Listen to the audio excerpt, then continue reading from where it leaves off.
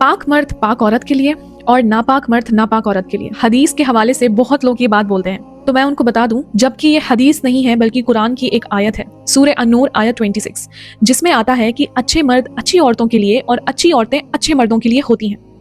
इस आयत को बहुत लोग गलत समझते हैं। पाकी नापाकी को गलत लेकर लोग इसका मतलब अलग ही निकाल लेते हैं कि शादी में हमेशा पाक मर्द को पाक औरत और नापाक मर्द को नापाक औरत मिलती है, जबकि ये बात दुरुस्त नहीं है।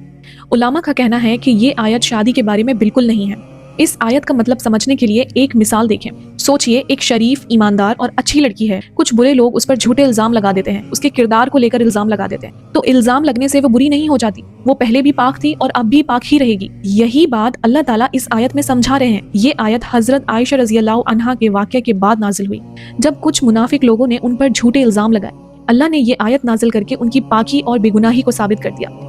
इस आयत का मतलब ये है कि अच्छे लोग झूठे इल्जामों से पाक होते हैं और बुरे लोग ही हैं जो ऐसी बातें फैलाते हैं। ये आयत किरदार और सच्चाई के बारे में है, निकाह के बारे में नहीं। अगर ये आयत शादी के बारे में होती तो फिर ये मिसालें मौजूद ही ना होती। हजरत नूह अलैहिस्सलाम की बीवी ईमान नहीं लाई, हजरत लूत अलैहिस्सलाम की बीवी ने खयानत की, और फिरौन जो तारीख का सबसे बुरा आदमी था, उसकी बीवी जो एक जन्नती औरत है।